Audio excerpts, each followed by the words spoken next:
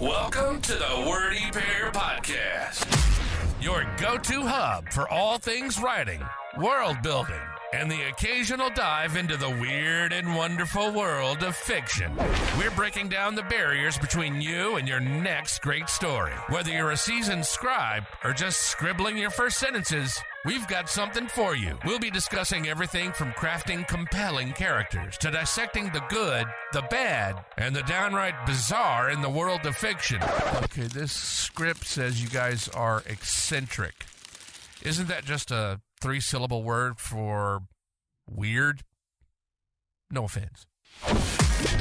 So, whether you're in need of inspiration, a good laugh, or just a couple of weirdos to keep you company on your writing journey, you're in the right place. Thanks for tuning in to the Wordy Pair Podcast.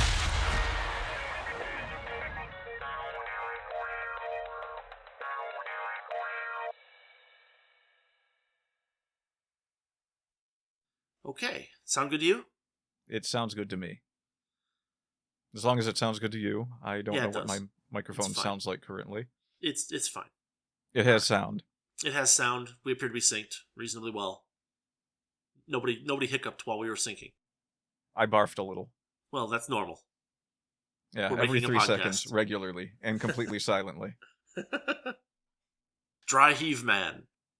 Not so dry heave man. All right. Hello just and dust. what? Nothing. I messed up the intro. just go ahead.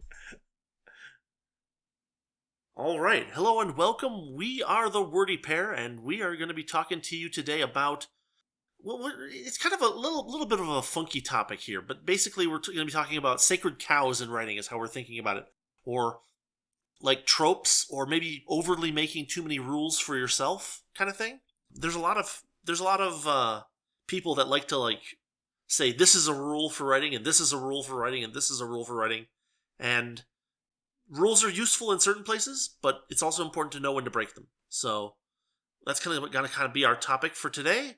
As always, I'm Rudy. And I'm Justin. And let's get started. So we God. literally thought of this topic like 3 seconds ago. So I know. It's like we are winging it big time here, and I don't care because we are take your sacred cow and burn it at the altar. Yes. Are you mixing metaphors there? Yes, I do that a lot. Okay. Because wasn't there like a sacred cow in some mythology or something? About mixing metaphors? Yeah. Yeah, okay, sure. Yeah. There's a sacred cow about having mixed metaphors. You're not supposed to do them. I make them a regular running joke in a lot of the things I write. Well, as long as you do that and make them a running joke, it works really well. Yeah, but the point is, there are these sacred cows that people think are the... Let's put it like this. Sure. There are people that think you shouldn't start sentences with and or but. Every book I've ever read that I enjoyed did it several times, if not 1,000.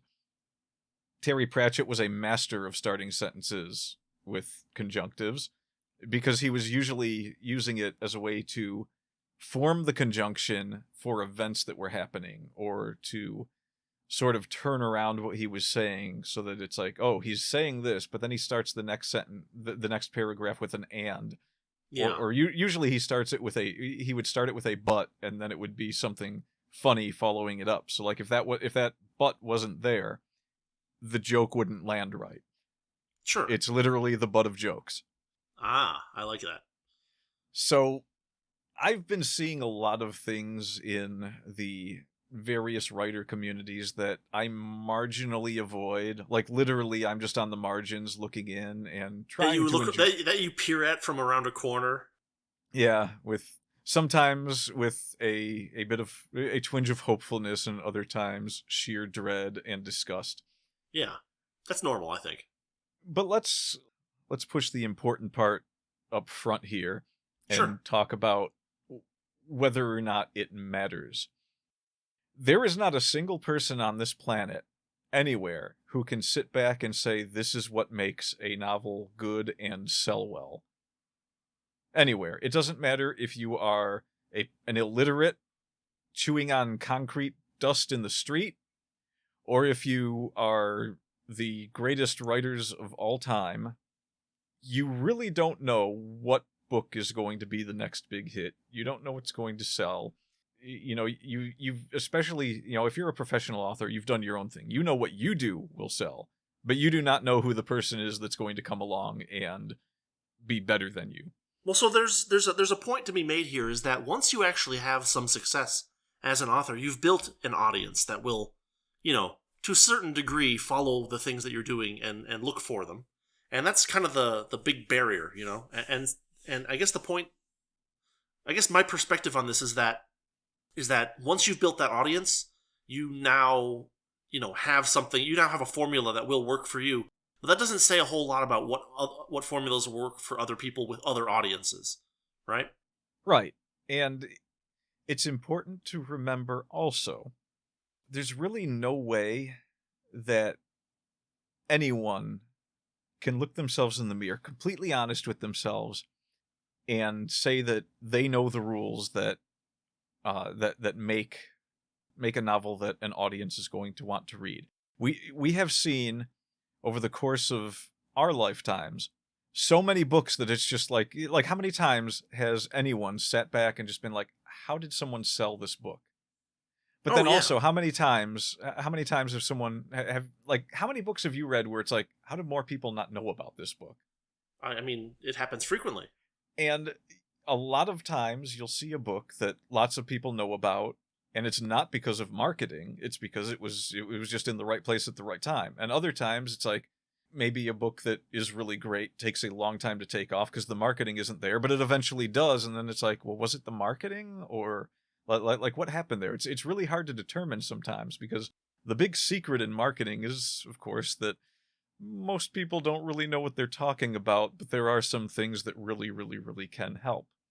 I would say that you still have to have a good book, but once I say that, it's like, well, what is a good book? Because I know that there's this book called The Three Body Problem that I have a problem with. I've read it. I thought it was garbage. I thought it was one of the dumbest things I've ever read. And it's a bestseller, and it's going to have a Netflix show soon. So what do I know? What does anyone else know? You know, it's just one of them things where it's like, even putting personal preferences aside, there are things that people will read and like and say, oh, I'm gonna tell other people about this, and Sure. the next thing you know, it takes off like hotcakes, or it sells like hotcakes. Now I'm mixing. I don't even know what I'm mixing now. Yeah. Well. There's also cases where, for instance, the publishing of a book unveils a new audience that people didn't think existed. That happens too. So, you know, there's a lot going on here. I mean, obviously, authors who are experienced with producing books that sell well do obviously they do have some insight, but that insight is related to their audience and not to, because there's a lot of people who read for different reasons, and so there's a lot of different audiences in writing that don't, or in reading that don't overlap, and therefore you can fail to write a book that entices audience A, but write a book that really entices audience B, and audience B might be underserved. They might want a book like your book, and they don't have anything like it around them. So, you know, you get a little bit more, enthusiasm from your customers that way.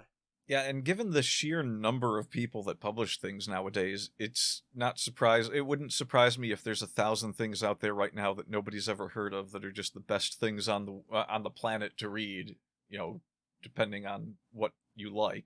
Yeah.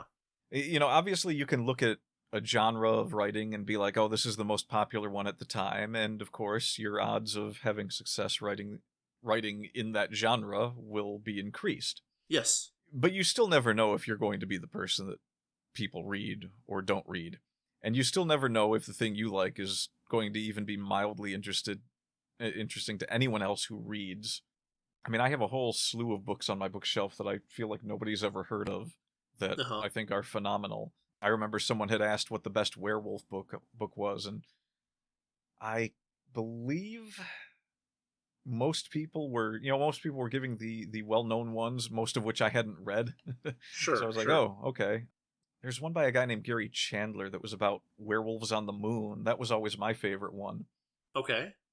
I don't know, though. It's just like, it depends on how you run into things, where you run into things. You know, a lot of the books that get thrust in front of people these days, is the result of people being on their phones, and they're getting Amazon ads, they're getting YouTube ads, they go to Amazon and they've read on there before, so Amazon recommends new books from that genre. I see it when I sit down to Bookwalker.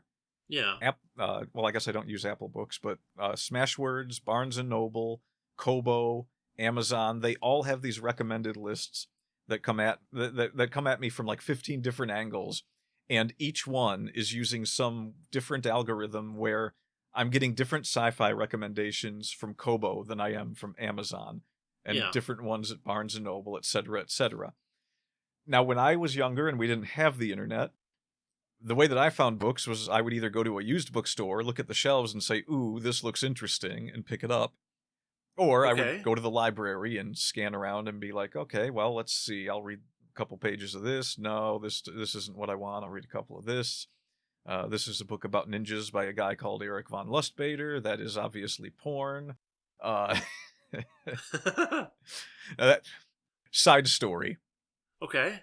So, around the age of 15, I started training as a ninja, as you know. Yes. And my mother came home with a book from the library one day. She was like, "Oh, I read the back of this, and it says it has ninjas in it." And I looked at it, and it was written by Eric von Lustbader, and I'm like, I feel like Lustbader's not a real name, but it's got ninjas in it. I'll check it out. I think I was 20 pages in before I realized, oh no, this is just pornographic. The ninjas are a secondary thought in this. I think I'm done with this. I see. So that's just a funny thing, but it's a way different way to come across books, to just have like 100 of them sitting in front of you from different genres, and you just, you walk up and down these aisles, and it's like, this looks like it might be interesting, and this, and now there's this situation where if you go into a Barnes and Noble, a lot of the books you're going to see on those shelves are either A, classics that they know will sell, or B, the stuff that's getting recommended to you in the algorithms for Amazon and Barnes and Noble. Well, they're specifically at the storefront, they're going to be the things that are being recommended the most, period. Right? Yeah. So like what they probably do, honestly, is they probably look at all of their online purchases, and they say, of the people who are purchasing things, these things sell the best. These things are second best in that they are recommended to people that sell that buy the things that sell the best. And then, here's a few other little random things for flavor. And probably they also take into account what things sell at that particular store better. But yeah, I mean, there's a lot of algorithmic stuff going on to try to push you into certain directions and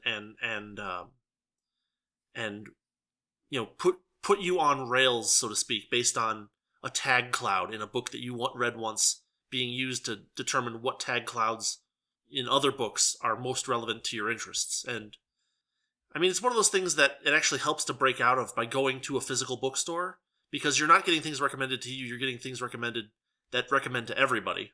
And that's at least a different perspective, especially if you have like unusual tastes in what kind of books you like. Well, it's very interesting too that if you go to a physical store and look at the books, I don't know if people are aware of this that are younger. It seems like it would be hard for them to be aware of this, but we're both old enough to remember that we walk into a bookstore and that was where you bought books, and that was it. You had the library and you had the bookstore.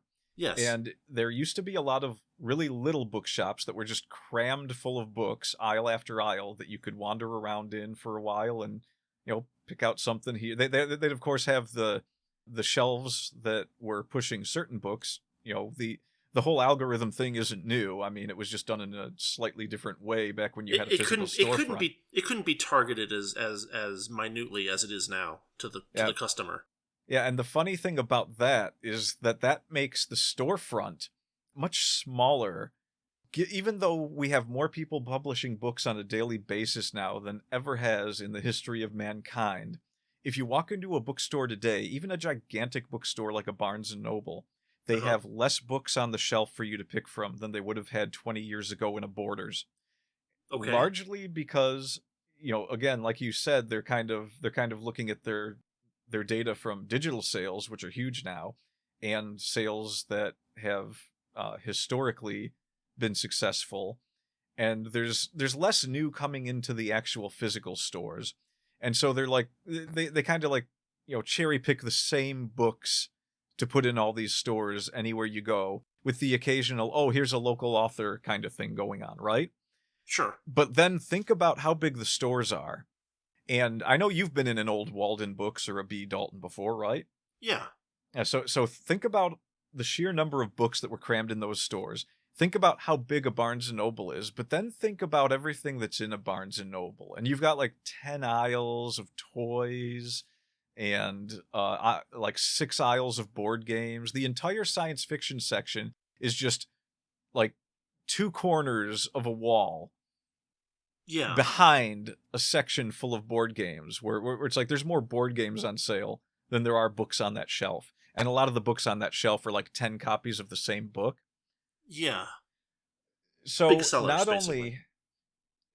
so not only have you come to this point where circling back to the sacred cow thing, you've come to this point where there's such a minute presence that's put in front of readers that everyone looks at these books and starts thinking that there's certain rules they have to play by in order to be the successful authors. And while that might be a somewhat legitimate way to approach thinking about that, it's like, oh, this is what's on the shelf. This is selling. This is how these people write. This is what you have to do if you want to sell books. What people forget in that is that the algorithm is always evolving. Well, there's that. Let me reiterate the point that I was making before. This is what you can do to make money, not this is what you have to do to make money. Right? I think everybody understands that there are untapped markets. I think everybody's seen enough, breakout, what the hell happened bestsellers that they know that there are other things that will sell, but they just don't know what those things are. And so therefore, for the purposes of professional writing, it is low-hanging fruit to look for things that are just already popular and try to, produce something in the same time frame that it remains popular, right? Yeah. And I hate to keep harping on it because there's nothing wrong with one particular genre being super popular, but right. It's even starting to, everywhere I look on the internet where people are writing, they're just like, it seems like I can't make any headway unless I write romance novels. And it's just like, well, I mean, that is kind of what sells. But on the other hand, a large part of that audience is also teenagers that are finding this stuff online for free. So you'll have a lot of romance stuff that people are reading. And you'll have a lot, of course, that people are also spending money on. But if you take away the people that are reading for free from that number, it's probably not as insane as a lot of people think in terms of, who's making money off of this. I mean, there are a lot of people making money off of it. It's almost certainly like I think that at one point about a year ago, I was looking at some Amazon statistics, and romance was actually not the biggest selling genre at that time. But it's held a pretty steady high spot. But the audience for that is way different from anyone that's, there's not going to be much crossover, say, between someone who wants to read romance novels and someone who's looking for a hard sci-fi novel. Sure. So, not writing a hard sci-fi novel because you think the entirety of the reading audience is in romance is a silly thing to do. It's like, what is it you want to do? Do you want to write the thing you want to write, or do you want to write what you think will net you the most money? Well, there's something to be said for about adaptability, right? Like if you're a good writer, you might have to write things that you don't really enjoy reading to pay the bills if you want to pay the bills writing. Does that make sense? Yeah. No, that's actually the point I was going to get around to. However, this is coming from someone who, my perspective on it has been for at least 20 years now, something like that, maybe 15. I would rather work a full-time job and write what I want to write, and if I never see a single dime from it, that won't bother me, because what was my goal when I was like 15 years old and I read my first Terry Pratchett book? I was like, I want to write a book. Well, I have done that.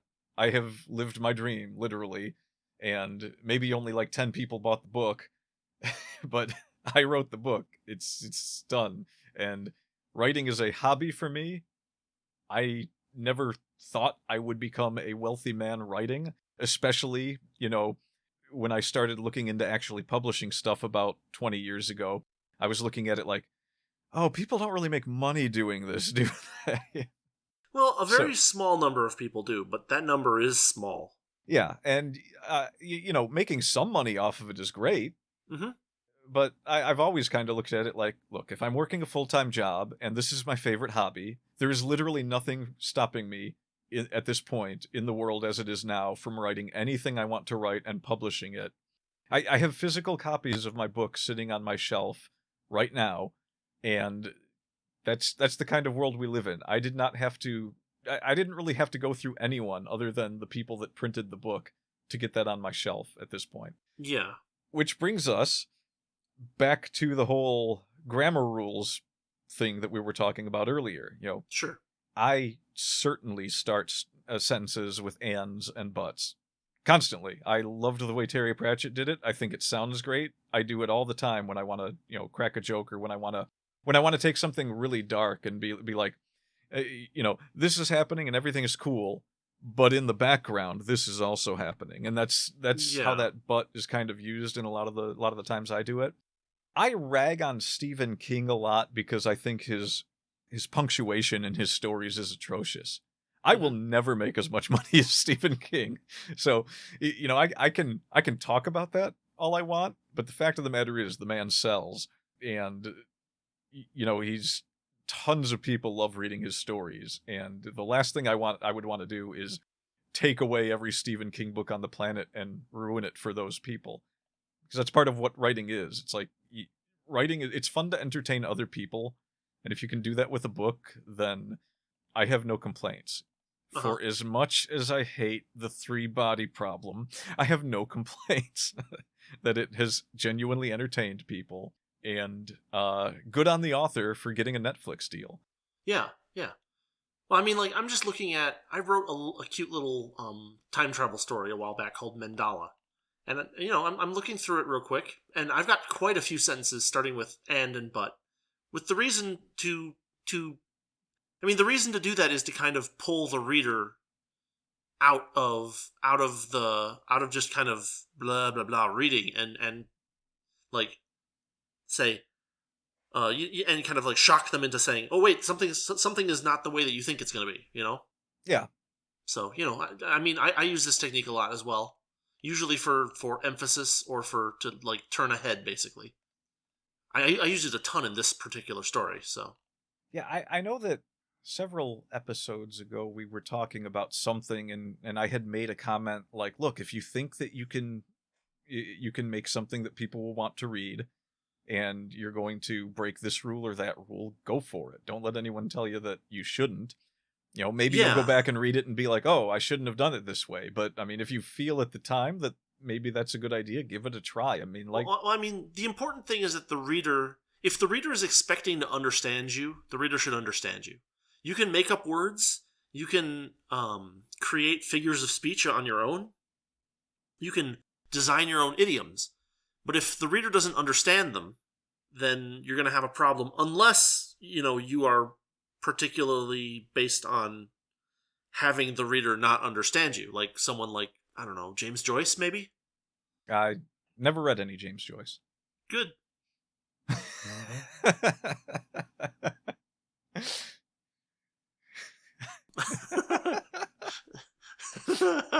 Yeah, so we're not above making fun of other authors, but he's dead.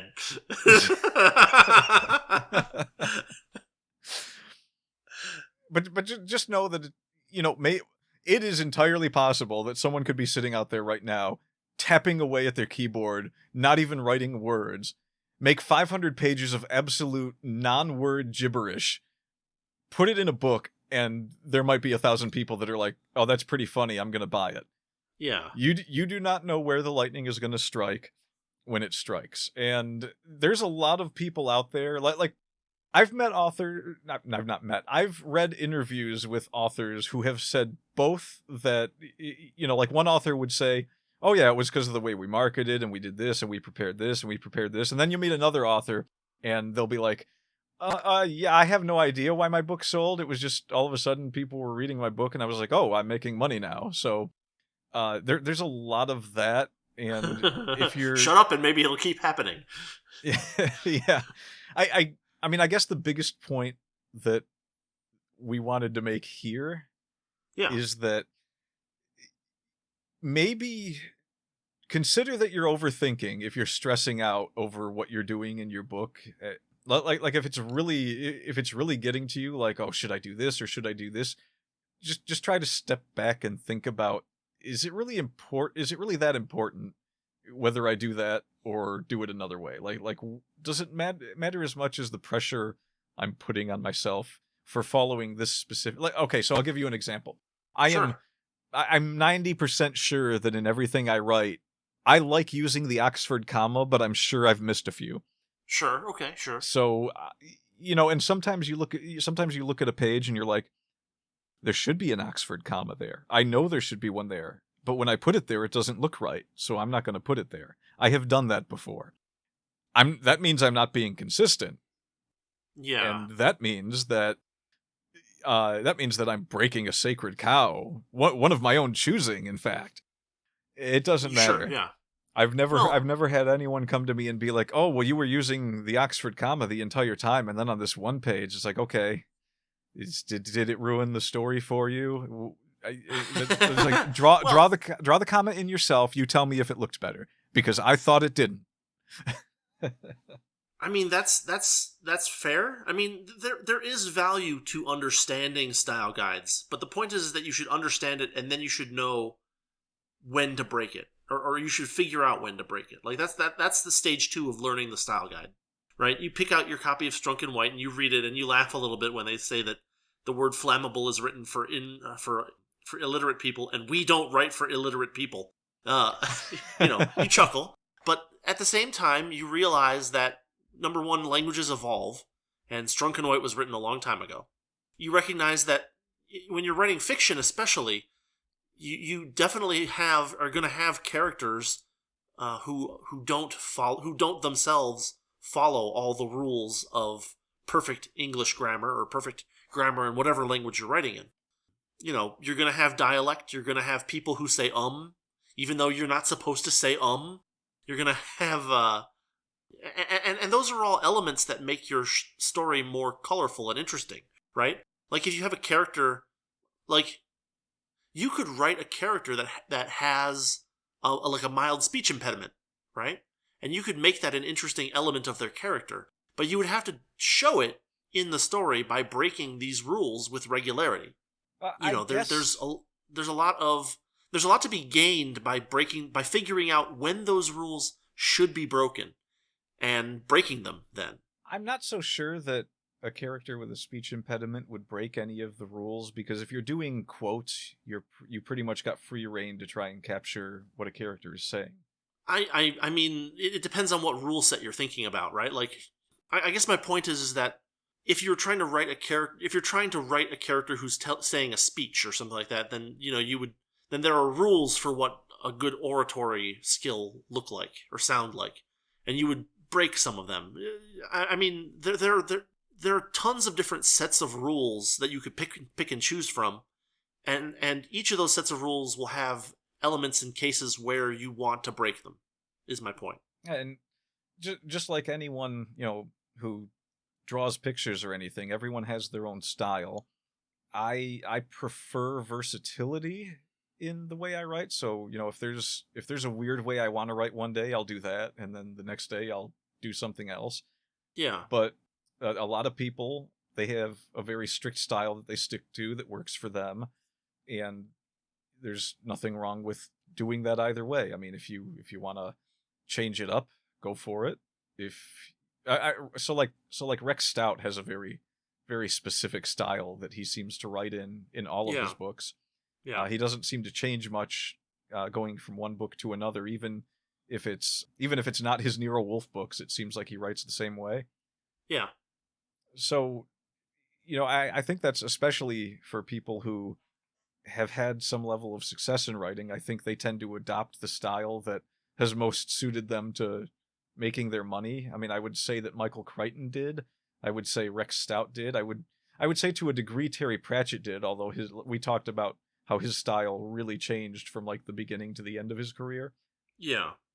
But it's all guidelines. It's not something that you have to stick to like a zealot.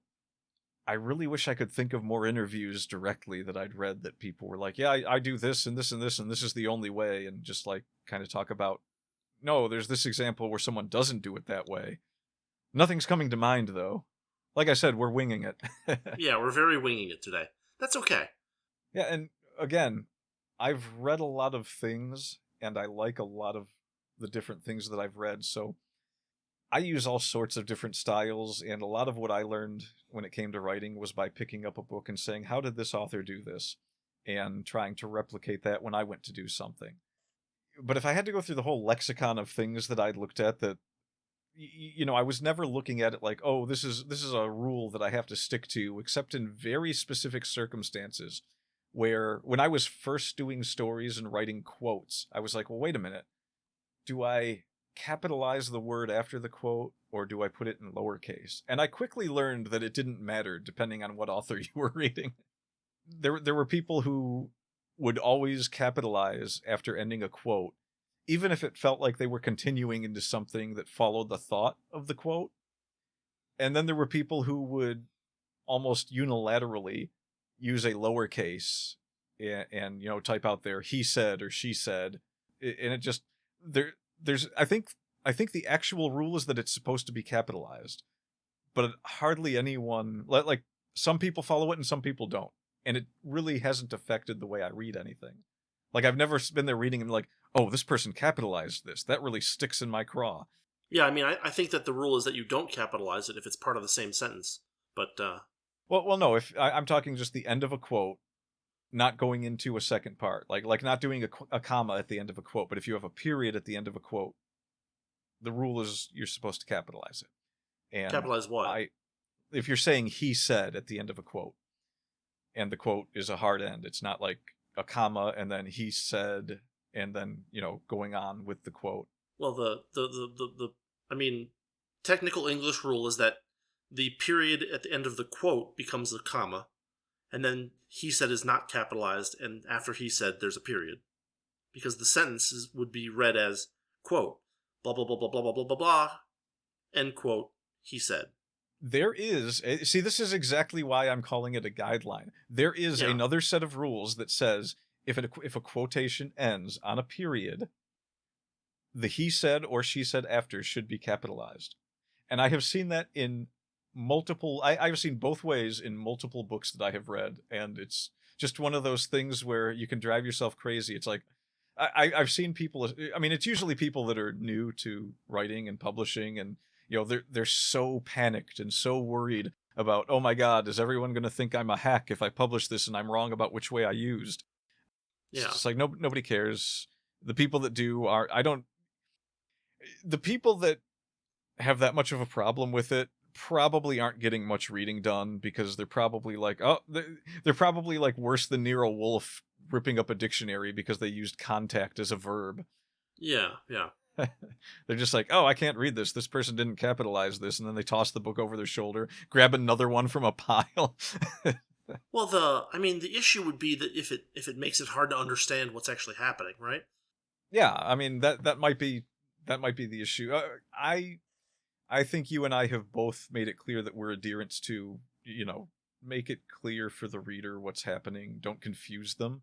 Yeah, I mean, you can create words if you want to. You can make them up, but what needs to happen is that the context needs to make it clear what the definition of that word is, and that allows you to use it, right? Like you can assume that your reader has some intelligence, and you should, unless you're writing, Berenstain Bears for 6-year-olds. You can make some assumptions that your readers will understand context clues, and as long as those context clues are there, they will figure out the meaning of a word that you introduce. I mean, I can tell you that there's that Dragon Wing book that I was trying to read, where it wasn't where they did it poorly, where they basically introduced a bunch of random baby talk words, and I didn't know what they meant for 20 to 30 pages. And even then, after that, I was kind of guessing. And that was, I mean, I'm sure they wanted me to be kind of guessing, but at the same time, it makes the story a little bit irritating to read because there are elements of it that people are talking about that you don't know what they are. And it's not like you don't know what they are and they're like a mystery. It's that everybody in the book knows exactly what they're talking about, and you, the reader, do not know what they're talking about. That's jarring. I only read the 6th book in that series because I didn't even know that it existed, and I was like, oh, this is a Margaret Weiss and Tracy Hickman book. I liked Dragonlance. Let's check this out. And I was reading it, and I'm in the 6th book, and I assumed that all of that had been explained in earlier books because I didn't know what was going on with a lot of those. No, I mean, I understood the flow of the story. It was you could read the story and know what was going on, but everything that I felt like I should have understood by the 6th book, it was just like, oh, I must really have to read these in order because there's some things here that just aren't making sense. And then you told me about the 1st book, and I was like, maybe not. Well, I mean, maybe there's an explanation somewhere between book 1 and book 6. I don't know. The thing that made me stop reading that book was its schizophrenia regarding the characters. I read like 30 or so pages, and there was a mildly interesting story developing with between like 3 or 4 different characters and a journey they were on. And then after those 30 pages, suddenly they put me in the shoes of another character, another group of characters, totally unrelated to the first. And that was where the baby talk stuff came in. And I got very angry at the baby talk for a little while. And I kind of learned to sort of kind of tolerate it. And I'm like, okay, I kind of have these vague, foggy ideas of what some of these baby talk terms mean.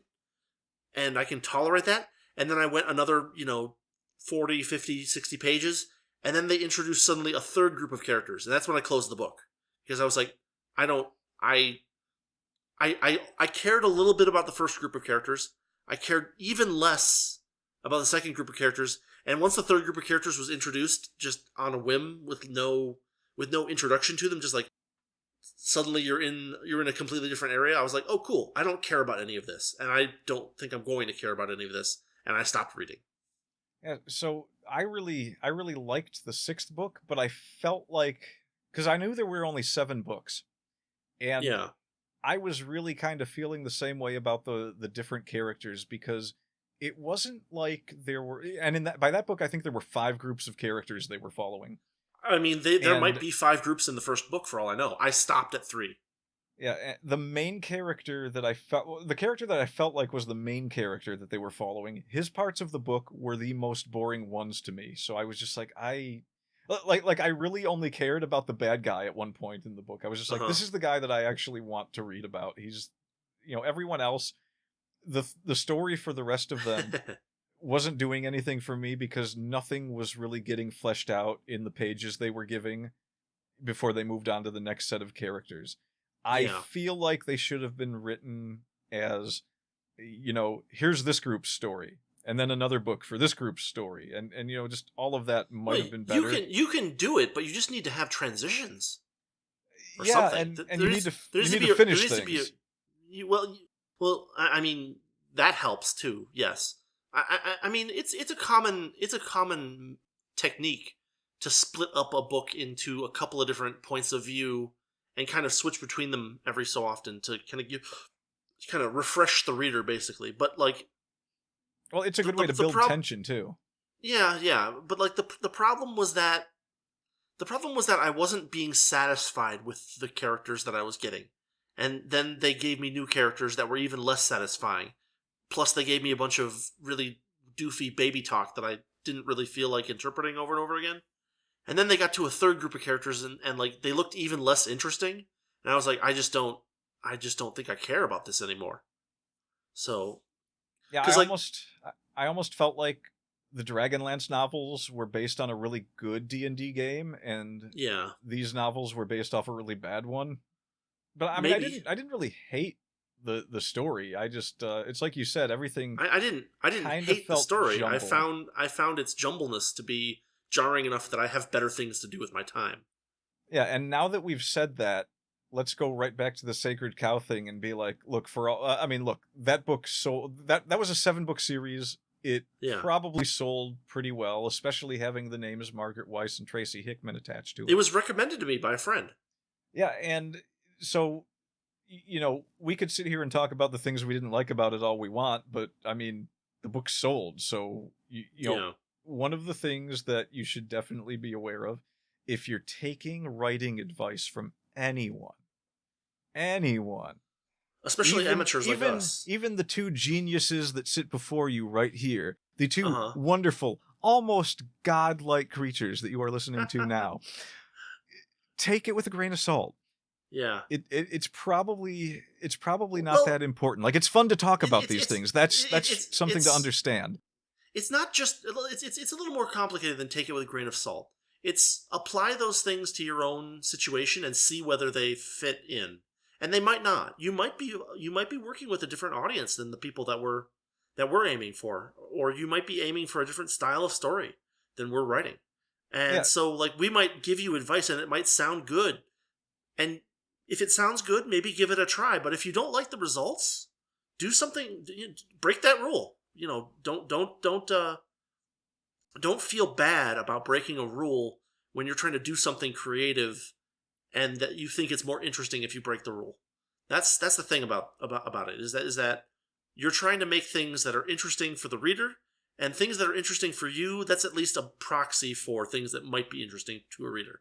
So if you find something really cool and you have to break a rule to do it, break the rule. Yeah, and furthermore, advice is not really a bad thing. You can kind of look at it like, would you rather be a writer that has limited experience, never takes any advice, never gets any advice, and just approaches it with one single mindset, or would you want to have a vast knowledge of what many other people have experienced and what many other people have done? This is one of the reasons that people say reading is good practice for a writer. You're giving yourself more knowledge of what exists in this sphere of things known as writing.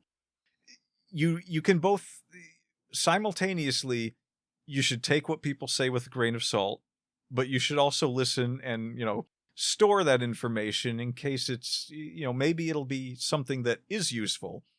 I would never say be quick to throw out advice, and never like jump at the first opportunity to use advice either. You have your own judgment. This is something that you're trying to do. It's a work of creation. You're creating it. It's your baby. But everyone that has a baby has like 50 people that will give them advice about how to raise a baby. In the end, you're going to be the one that raises that baby. Yeah. Well, I was gonna use a different metaphor, but I was gonna say if you want to learn how to build like a survival hut out in the wilderness, there will be plenty of different people with different advice on what to do to accomplish that.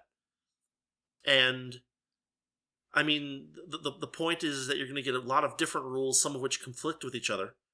What you're looking for is a system of rules that mesh together well and produce a good result. I realize that this sounds very, very obvious, so maybe I'm hitting this nail with the hammer too many times, but you want things to be consistent for the reader. You want the reader to understand what's going on. Therefore, if your rules are at least consistent, or if your breaking of the rules is consistent, that will be at least understandable to the reader. Yeah, I'm going to say I still like my metaphor better because there's one more thing that I want to add to it. Sure. And that's a horse race metaphor. Yeah. And that's if you have this baby of yours that you're raising. Sometimes you come along and you're like, kid ain't no good. You got to chuck it in the ditch with the bathwater. Yeah, that sounds reasonable. So and that's another thing that we've mentioned before, is sometimes you got to throw stuff away. People become very attached to the things that they make, and sometimes they're like, "Nah, you know in your own head you shouldn't be putting this in your book. You're like, this is stupid. I'm not going to put this in my book." But then you're like, "But I love this. I'm putting it in the book." That choice is yours. Sometimes you got to be willing to let that go. Yeah. There's a lot of things that even in what I'm working on now, it's just like, I've got this big chunk of the story that I thought was good at the moment I wrote it, and it's a month later, and I'm just like, this is stupid. Why did I do this? And there's a part of me that's like, I did write 5 pages here. Did you create a Kixie Winsy? No, I'm never going to create a Kixie Winsy. Okay. I have come up with stupider names than that, as you well know, but that's... I don't know. I don't know if you've come up with stupider names than that. Oh, I've seen a lot of your names. What? I had to have done before. No. No. Kixie Winsy was like one of those things where I like, did Pratchett write this after his stroke? Like that I was like, did the author, and it was 2 authors, so like it had to have got through 2 people. Did they have a synchronized stroke? I mean, there were a lot of problems with that section of the book, but the fact that everything sounded like mentally challenged baby talk, describing things in like using extra words to describe things that you really didn't need. It bothered me quite a bit. And right at the point when I was kind of like, okay, fine, I can deal with this, I can tolerate what we've got, they switched to a different group of characters. And I was like, nope, I'm out. Yeah, I'm exit stage left. Yeah. Exit stage closed book. It goes back on the shelf. Maybe goes up on eBay or Amazon or something. Yeah, there's a lot of advice that goes into telling people that they don't necessarily have to take advice. It's your story. You got to figure out how to write it. Everything that we're saying here, for a podcast that's supposed to be about, this is basically about the ways that we write and what we have observed in other writing. Yeah, it has nothing to do with what you should or shouldn't do. It's here to be helpful if you want it. Even just an aside about what I've said about you want the reader to understand. There may be times in your story that you want to confuse your reader a little bit, that you want to play with their expectations, you want to play with their ideas of what should follow what, you want to play with their ideas of what caused something in the story. And so in those cases, you might want to actually purposely attempt to confuse the reader a little bit, just to throw them off their game a little bit, make them say, well, wait a minute, like, I thought this, but it looks like what I thought might be wrong. I need to read more to find out, right? Wait a minute, I thought there were rules to causality here. What's going on? Well, you don't want to break everything, but if you just put a little crack somewhere, the reader might say, well, wait a minute, that seems inconsistent. Is it? And if you have a satisfying way to make it go from looking inconsistent to being consistent later, then you might actually get something useful out of that little bit of confusion there. So my advice about you want the reader to understand everything is something that you should take with a grain of salt, because there might be times where you want to be a little bit cryptic or a little bit confusing, just to make things, just to puzzle the reader a little bit and make them want more, make them want the answer. It's like Agatha Christie's And Then There Were None. You keep getting these glimpses of someone's inner thoughts, but you never get told who those inner thoughts are from. Yeah. Or, you could have a chapter in a book where you introduce entirely new characters and just let it go on and on and on and just keep making people wonder what the heck this has to do with the rest of the story before that's what it... Oh, okay. Before book 7 ends. Yeah. Well, wouldn't it be great if there never actually was any actual continuation between the story? Like, what if they just kept introducing a new set of characters every 5 chapters and never concluding anything? And never concluding anything? Like, that would be a masterwork. Awesome. Yeah. I mean, it wouldn't be something that I would want to read, but it would be something that I'd be like, this is a thing that someone did. I think if I knew about it, I would want to read it just to see how funny it was. That they like how strongly do you want it to be concluded, and then it's just not. And like book 7 ends on not even like a cliffhanger, but just like something normal happening. And you're like, well, this is, group 773 of characters that I've had to deal with in this 7-book series. So, I guess it's over. See, this is how funny it is that like things can be lost to interpretation so easily. Yeah. Because when I was making the crack about introducing entirely new characters, I wasn't even referring to those books. I was referring to the last chapter of The Good Guy. Yeah, but it's not April yet, and we're not going to change the title of this podcast to Rudy and Justin talk about The Good Guy yet. So, Well, but it's what the podcast has been. What are we on, episode 17? How many times has that book been brought up now? Decent number. I'm actually, I wish we hadn't brought it up in any of them yet. Because I kind of wanted to relive the. I really felt like we should have, like, done a roast of that book pretending it was written by someone else and done it without done it without, like, revealing anything as quickly as we did in that one at the very least. Because I think, like, halfway through we were like, yeah, this is actually something I wrote, and then it just I wanted to really tear it apart. Like, I really hated the book, and I just feel like we had a bit of fun doing that, but we didn't really do it. Well, I mean, you didn't explain to me what we were doing when we started it, and so I was, like, very confused as you started tearing your own book apart and not mentioning that it was your book, and I was like, what's going on?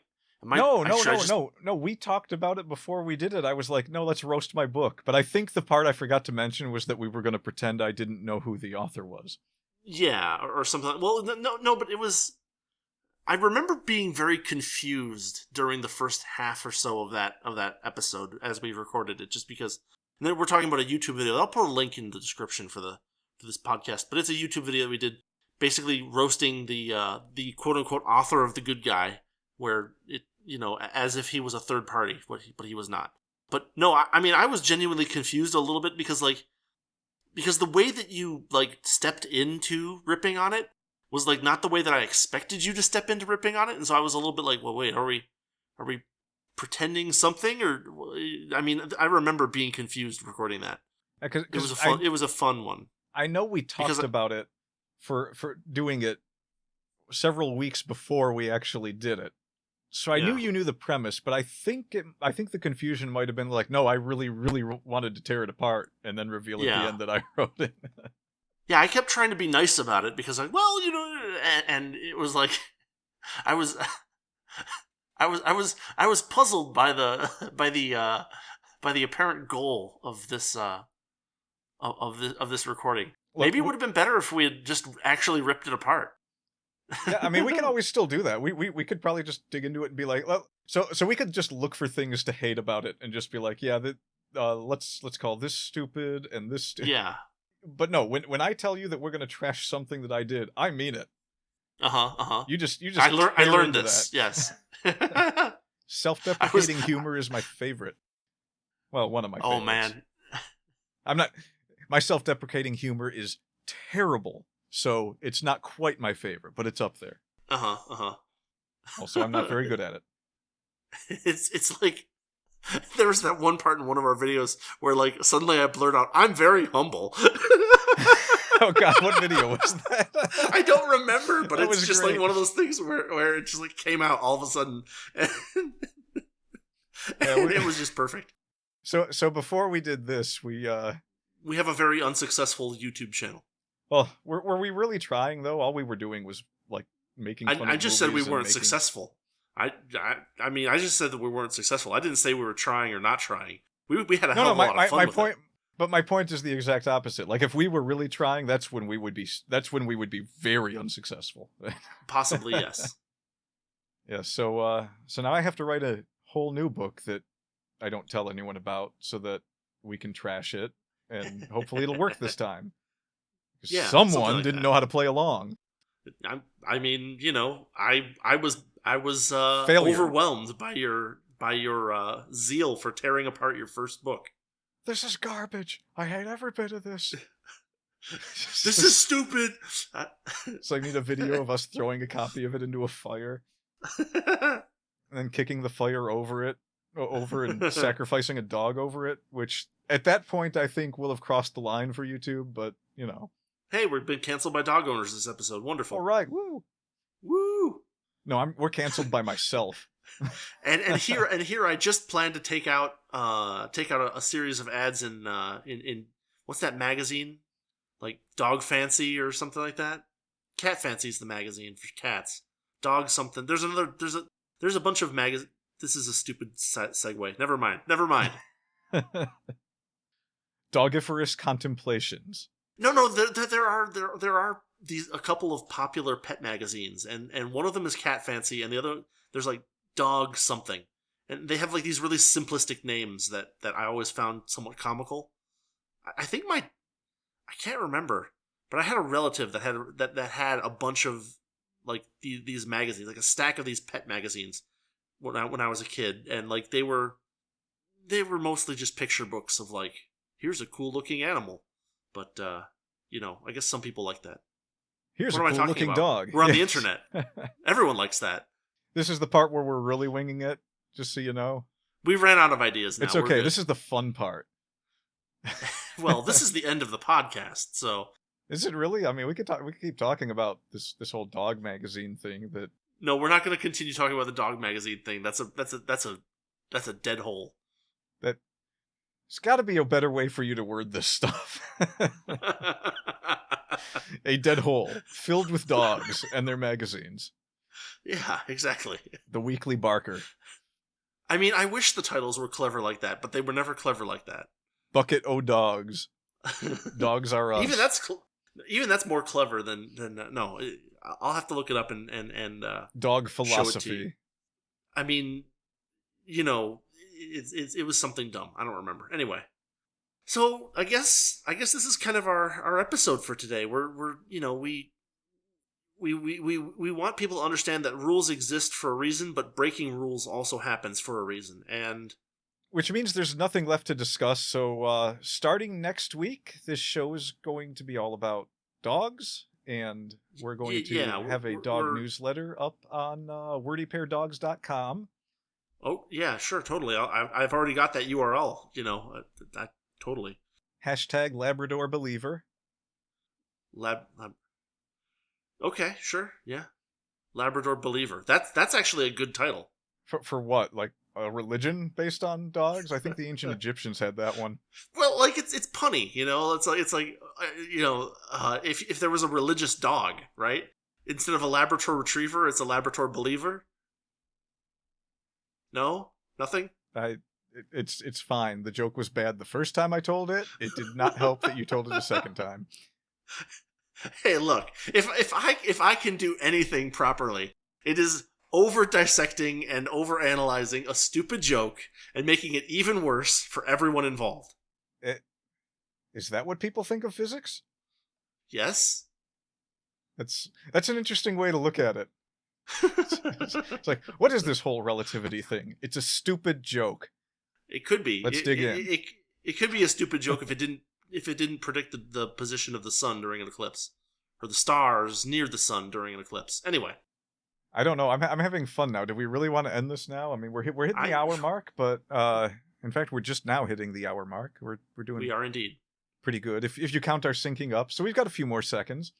Sure. Yeah. So where do you want to go with this? We're not actually going to do a dog magazine, although I'm willing to bet that anyone that wants to take audience? Labrador Believer, go for it. It's all yours. You're basically offering a person poison. This entire episode has been about not knowing where lightning may strike. That's true. This could turn someone's life around. We may have changed someone for the better. They could create the first ever religious dog-based comic book. Literally 20 years from now, the Labrador Believers are going to own more land than the Vatican. And they'll be richer than J.K. Rowling. All right. Have we neutered that pup as far as we can take it? I mean, are you mixing metaphors again? Because once you've reached the point of neutering, there's not you don't take that any further, generally speaking. I guess there is. I can only dig so deep with my spade. Okay, that's fair. That's fair. Yeah, I think we're good. Unless we have something else to say about sacred cows. Well, I mean, real quick. One thing that we that's kind of related to sacred cows is tropes and avoiding them, right? People will spend a lot of time trying to avoid having tropey elements in things that they write or things that they create, where things are tropey because they happen often, and that doesn't mean that every time that something that you think would lead to something else should be twisted around in some way, right? It if everything that you do is trying to avoid being part of any tropes, the reader won't have well, I find it more interesting when someone takes a trope and then plays with the trope without completely reversing it, as opposed to just like trying to sound overly try hard about creating something that's new. Give me Stories an are going example. to have elements. What's that? Give me an example of a trope. A trope would be, well, how about the damsel in distress? That's a Yeah, trope. I figured you'd bring that one up. That was exactly the one that I was thinking you were going to bring up. Really? It's interesting that is the go-to for everyone, because all it is, if you think about it, is there is someone in trouble and someone rescues them. Now, Yeah. calling the damsel in distress a trope and saying that you should try to avoid tropes is basically saying, well, that's not the story I'm going to write. I'm just not going to write a story about a damsel in distress being rescued by a hero. Yeah. Okay, so how does that affect anything? So you're not writing that story. What does it mean to not use a trope? Well, it's like those the I mean, surely no one's going to suggest that you should never ever write a story about a damsel in distress. And the story is usually not about the damsel in distress. There is a damsel in distress.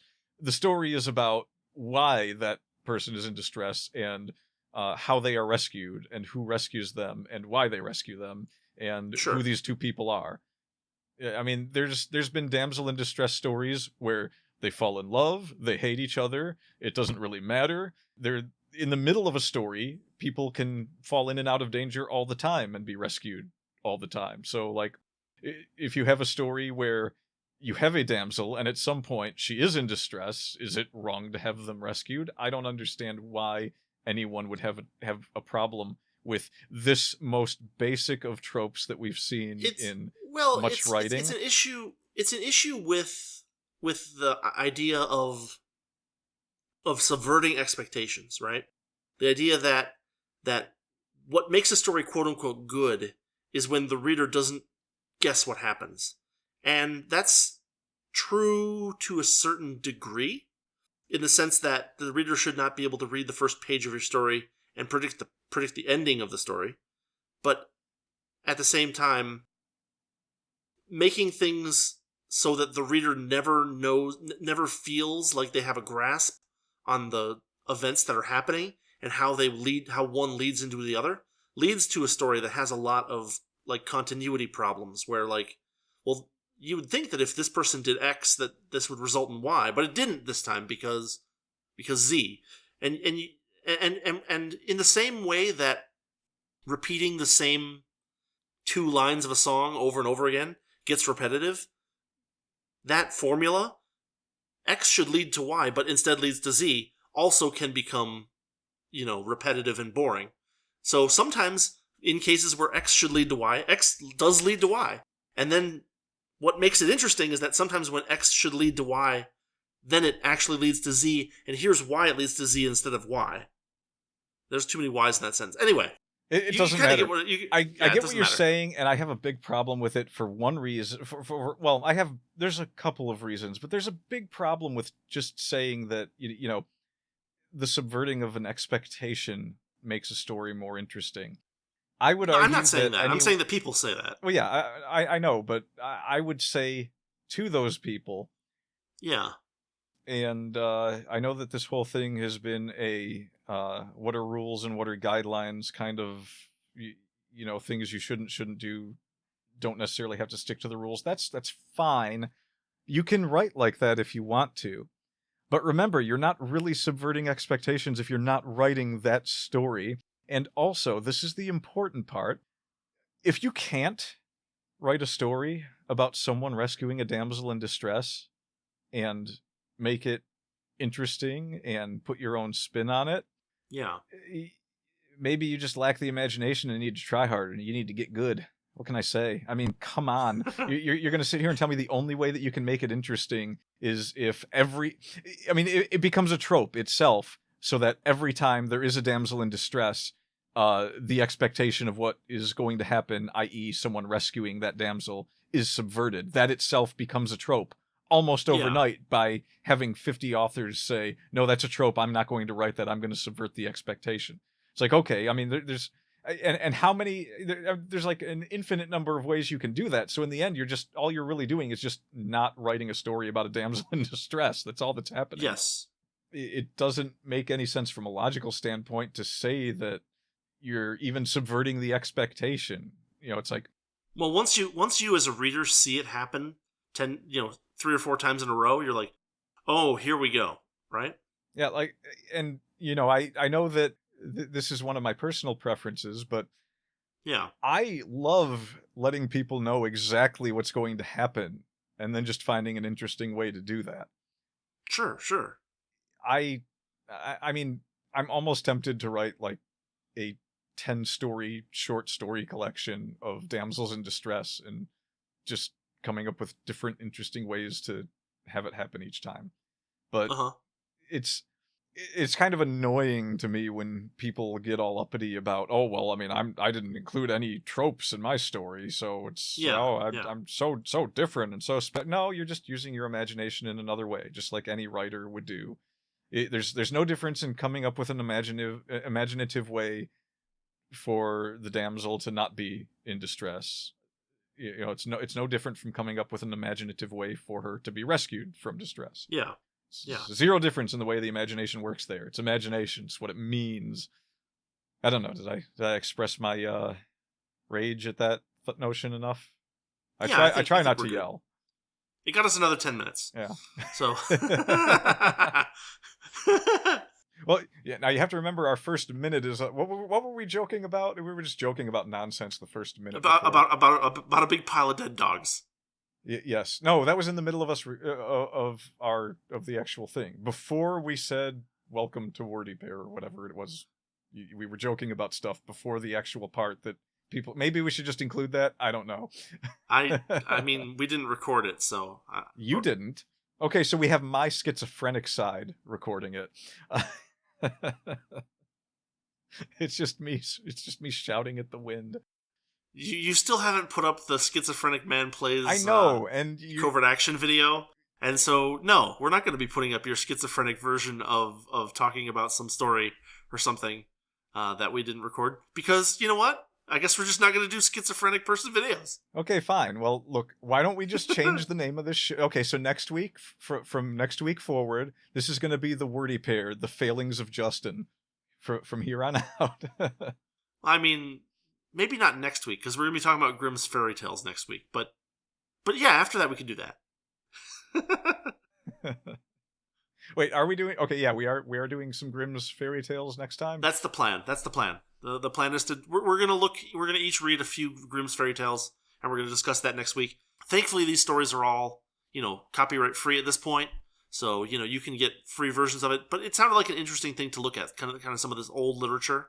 And, a few stories would be, I think, interesting for us to poke at and kind of like think about and talk about what parts of them worked and what parts of them maybe didn't, and have kind of an interesting perspective. And it'll be better than doing a bunch more movie podcast episodes, which is what we kind of did a bunch over the last couple of weeks, or last month or two.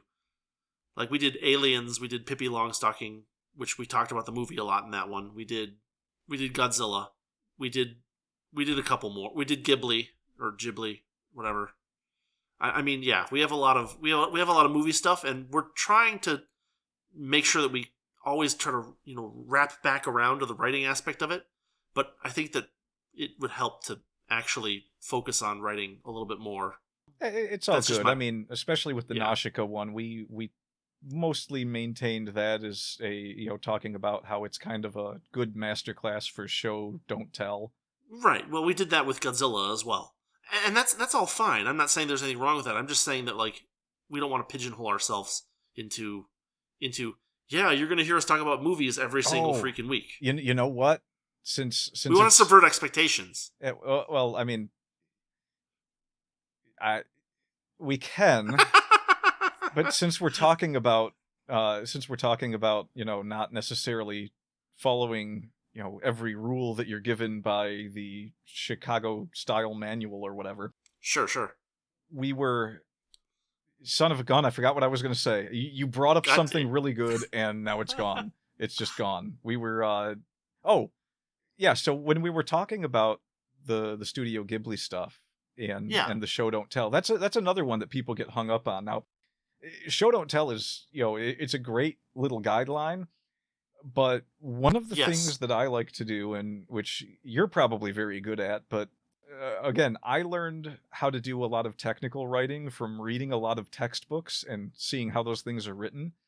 And every once in a while when I'm writing a story, I will write it as though I'm writing some kind of technical piece, like something in one of my engineering books. I'll write it out in that style of wording and that style of paragraph for the explanations. Okay. Uh-huh. And this is specifically me doing tell, not show.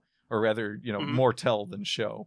Yeah. Show don't tell is also, while, if I feel like it's more difficult to do show don't tell, so it's probably good to practice that. Well, you do not have to do everything in terms of show don't tell. In fact, if you try to do only show don't tell, chances are your story will seem fluffy and empty in a lot of cases. People do sometimes tell each other things, right? Show don't tell. The reason behind show don't tell is that for the purpose of storytelling, it is better for the reader to come to the conclusion themselves than to be told what the conclusion is, verbatim, right? What that does is it engages the reader's mind more than simply being told what the answer to the question is. If you provide someone a brain teaser, then you don't simply just go right to the answer. You give them a little time to roll it over in their heads and come up with either a potential answer or at least just have some thoughts about what the answer might be before you spoil it for them. That's kind of the purpose of show don't tell, because people do in fact tell each other things sometimes, and so it's perfectly fine to tell someone something in a story, or to have someone tell something as it's being told. But the purpose of show don't tell is to engage the reader's mind and engage the reader's imagination for a little while, which helps them get into the book more. And that's why that's why you also don't want to necessarily overdo it, because if the reader is constantly freaking out and thinking about, oh, what about this? What about this? What about this? Then they might get distracted or overstimulated from the book, and they might, decide this is too much for me. So, it's one of those guidelines that has its purpose, and you have to understand what its purpose is and understand the scope of its purpose in order to use it properly. Yeah, and the more that you try to show and not tell, the more you start approaching this weird quantum showing where you're speaking in like riddles. Not even riddles, and it gets to a point where first it's like you're doing a bit of show don't tell, and then the next thing you're speaking in broken sentences and then fragment sentences, and then the next thing you end up having 50 pages in the middle of the book like Brian from Family Guy, where they're just blank, and it's just like, I wanted the reader to use their imagination here. It's like, show don't tell is an important part of storytelling, but there's nothing wrong if you've got something that you really want to dig into and explain to the reader. There's nothing wrong for that. You want your reader to understand what it is you want them to understand about your story. And there's nothing wrong with having a character that is in the know about something telling another character that is not in the know about that thing as a way to introduce the reader to the topic as well. Yeah, just pick your battles. Look at it like a military tactician. Like, where do the troops need to be for things to get done for the best efficiency on the battlefield? And that, of course, is something that you have to figure out and hope that anyone that might read it might agree with. And there's a lot of that. Sometimes you might think you wrote the most brilliant... this is one of the things about redrafting. Like, read your own stuff and try to read it with an open, kind of cleared mind. Maybe give yourself a couple of days, if you can, if you don't have a deadline, to, like, not have everything close in your mind. And then reread it and say, if I was reading this for the first time, if I hadn't written it, what would I think? What would I want to be different? What would I have missed? And you want to accommodate the reader to a certain degree, but that's all part of the editing process. So yeah, and really, you're never gonna find perfection in something that's a creative medium. We've said that before too. Yeah, that's true. Yeah, so there's no reason to kick yourself over every little thing that might have gotten into something you wrote that afterwards you're like, oh, that didn't work out well. I probably shouldn't have done that. Doesn't matter. It's already out there. Here's the thing. You're not gonna, in your writing journey, you're going to go from being, let's say, mediocre to being good to being really good. And over that time, you're going to write things that kind of suck. And you're going to write things that, when you look at them a couple of years later, you're going to say, that kind of sucked. And that's okay. And, if you think something really sucks, maybe you don't publish it. But, if you still like it and you say, well, this is decent, put it up somewhere and see what other people think, because maybe they won't think it sucks. Yeah, I mean, there's a lot of people that started as fanfic writers that realized, oh, I actually have a good imagination. I should write my own stuff. And then they go on to write their own stuff, and they do really well. Yeah. That set does not include one Gary Klepp, but that's okay. All right. Did we cover everything? I think we covered... Well, I mean, we didn't cover everything, but that's the purpose of a podcast, is that we cover a few things each time. And we kind of let things flow and look around at where we're at. Well, that's not entirely fair, because there was this, when we started talking about the whole quantum dog tunnel thing, we did have a moment where the universe opened up into eternity for us, and so we basically spent all of infinity discussing everything there was to know about writing. And somehow I lost part of the recording, so you just deleted that out of your side. It's I mean, I don't have it either. We did cover everything, but for the purposes of what we have here, this some of it had to get cut, and that was almost all of it. Of course. So, well, as our consciousness is open to the infinity of writing, there was a little bit of a sync problem, and we're too lazy to fix it, so it's just gone. Yeah, it's like a dead dog down a hole. It's gone. Yeah, like don't beat dead dogs down holes.